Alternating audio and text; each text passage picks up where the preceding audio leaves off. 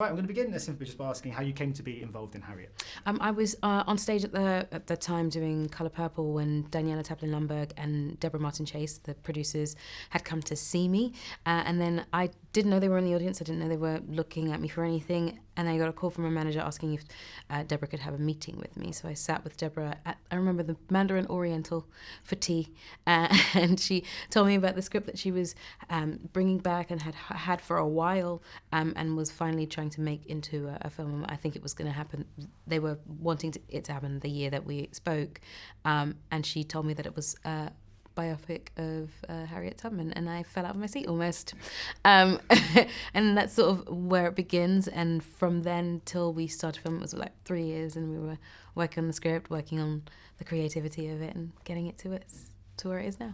So how has it been, the kind of big leading role on a movie? Because I guess it must be quite tiring because you're in almost every scene. Yeah. I was. It was overwhelming sometimes, but I knew it was a huge responsibility because I didn't really think it was just the responsibility to be on stage and on set and in the scenes. It was also about making sure that I was a good leader for everyone else in the cast, making sure that me on set was leading by example. So I took it as a big challenge, and I took it very seriously because I knew that I wanted to make sure that everyone else was comfortable and ready on set to do the work, and I wanted to make sure that we had a good atmosphere to do that in. So yeah, it's overwhelming, but it's also a huge adventure. Yeah. What was it like working with Joe on this one? Because I mean, I've interviewed him before. He's a lovely man, but obviously he plays a nasty piece of work in this. So when you're seeing him walking around on set, maybe sort of when you're not even in the middle of shooting, just kind of walking around, he's got the kind of hair and he's got the kind of outfit on. Was it hard to, because I guess you were so indebted into this character, you embodied her so much, that when you saw him kind of walking around, was it hard to see him as Joe kind of off set? That's a really good question.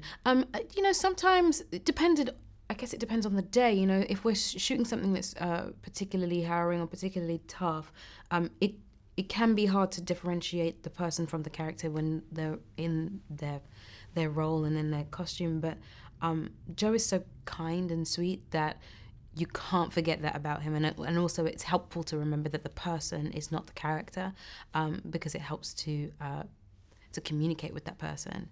Yeah, but he was lovely, just really lovely. I mean, because obviously when your casting was announced, so obviously some people weren't too keen on the fact that a Brit had been cast in the role, and I think David Oyelowo had to deal with a similar thing when he played Martin Luther King. What was it like hearing of that that initial kind of backlash, and did it make you even more determined to succeed in this instance and really prove those people wrong? Yeah, I mean, I think at first it was tough pill to swallow, and it was hard to hear, but it didn't mean that I couldn't come at it from a place of understanding, and I know that sometimes it can come from a place of the fact that we don't see many roles like this for women of colour, for black women ever, where we're really the centre of the story, and for such a huge moment in history for us, such a kind of person like Harriet Tubman. It's, she means a lot to a lot of people, and so people, feel like she's theirs, and I get it and I understand that, but I also want to make sure that I guess I wanted at that point to make sure that I did everything I could to tell the story as fully as I possibly could, because I not only want to please the people who are supportive, but I also want to make sure that those people who are worried or upset, I want them to know that I would never take it lightly, and that it means a lot to be able to play her, and I wanted to do it justice, not just for myself and for those people who are ready to see it, but for them as well. I think even more so, not to prove them wrong, but to give them something to be happy about, to give them something to be proud of. Yeah, I'm sure you've done that. And also, just on a slightly lighter note, I mean, you've got an incredible singing voice, and you get to exercise that in this. Yeah. What's your go-to karaoke song? Someone hands you the microphone, you got to sing. There's a song called Ain't No Way by Aretha Franklin.